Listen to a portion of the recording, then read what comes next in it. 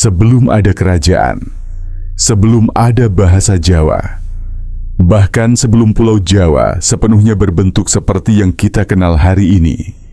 Di masa yang sangat jauh, ketika manusia belum mengenal tulisan, ketika kehidupan masih sepenuhnya bergantung pada alam, sebuah perjalanan panjang sedang dimulai.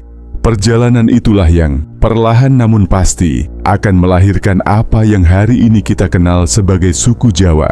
Ini bukan kisah legenda, bukan mitos turun-temurun. Ini adalah cerita yang dirangkai dari geologi, arkeologi, genetika, dan sejarah manusia. Mari kita kembali, puluhan ribu, bahkan jutaan tahun ke masa lalu. Jauh sebelum manusia modern menginjakkan kaki di Nusantara, wilayah yang kelak disebut Pulau Jawa masih terus dibentuk oleh kekuatan bumi itu sendiri.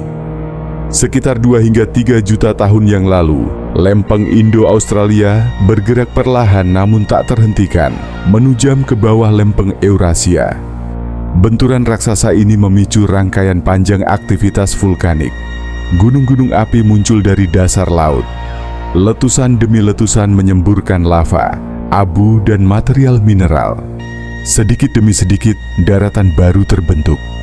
Pulau Jawa lahir bukan sebagai tanah yang tenang, melainkan sebagai wilayah yang hidup, bergerak, bergetar, dan terus berubah. Gunung api bukan hanya simbol kehancuran. Mereka adalah pencipta tanah subur. Abu vulkanik memperkaya bumi. Inilah fondasi ekologis yang kelak menjadikan Jawa salah satu wilayah paling subur di dunia. Jawa bukan hanya penting bagi sejarah Indonesia. Ia adalah salah satu titik kunci dalam sejarah manusia dunia. Sekitar 1,5 juta tahun yang lalu, Jawa telah dihuni oleh manusia purba.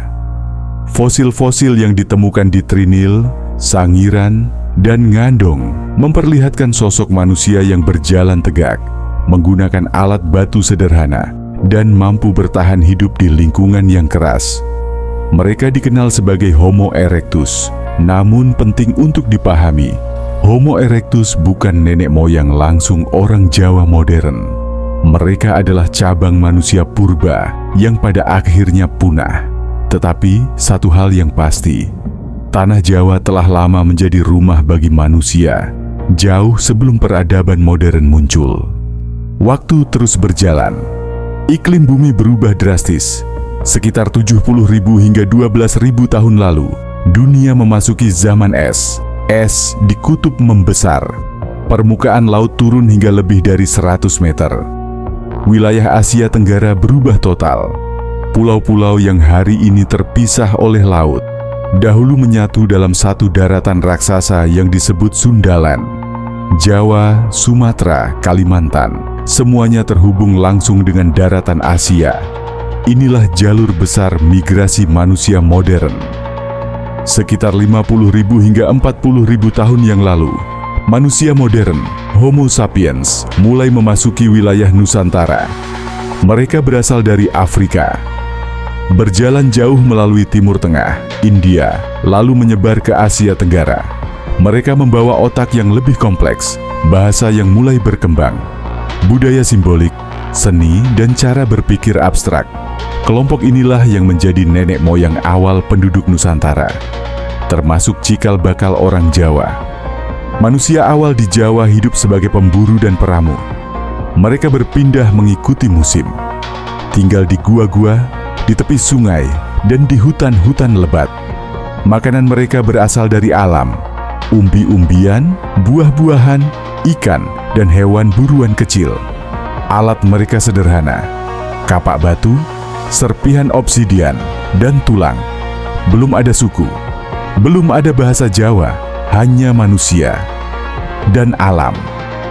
Sekitar 4.000 tahun yang lalu, perubahan besar terjadi.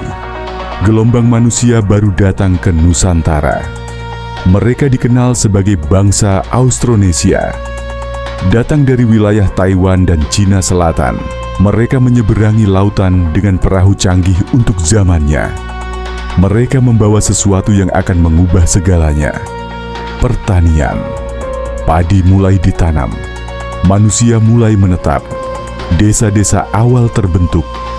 Bersama pertanian, datang pula bahasa Austronesia, sistem sosial baru, dan teknologi maritim. Pendatang Austronesia tidak menghapus penduduk lokal.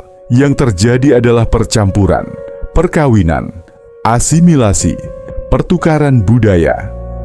Secara genetika, orang Jawa modern adalah hasil perpaduan antara manusia Homo sapiens awal Nusantara dan pendatang Austronesia. Inilah asal biologis suku Jawa. Bahasa Jawa pun mulai terbentuk. Berasal dari rumpun Austronesia, namun berkembang unik di tanah Jawa. Dipengaruhi oleh alam, struktur sosial, dan tradisi lokal. Bahasa menjadi identitas. Masyarakat Jawa awal hidup bertani padi, bergotong royong, dan menghormati leluhur. Muncul kepercayaan animisme dan dinamisme. Gunung dianggap suci, alam dipercaya memiliki roh. Pandangan ini bertahan ribuan tahun. Sekitar abad pertama Masehi, pedagang dari India datang. Mereka membawa Hindu, Buddha, tulisan, dan konsep kerajaan. Masyarakat Jawa tidak menelan mentah-mentah. Mereka mengolah, mereka menyesuaikan. Lahirlah budaya Jawa klasik. Kerajaan-kerajaan awal muncul. Tarumanegara, Kalingga, Mataram kuno. Bahasa Sanskerta digunakan dalam prasasti, tetapi rakyat tetap Jawa.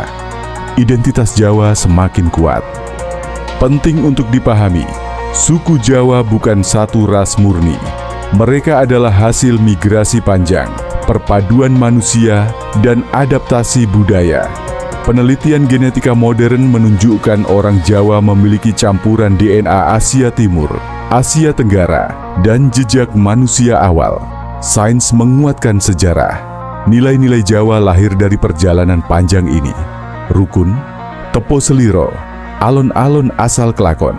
Semua adalah hasil adaptasi ribuan tahun hidup berdampingan dengan alam dan dengan sesama manusia. Suku Jawa tidak lahir dalam semalam. Ia dibentuk oleh gunung api, oleh migrasi manusia, oleh waktu yang sangat panjang.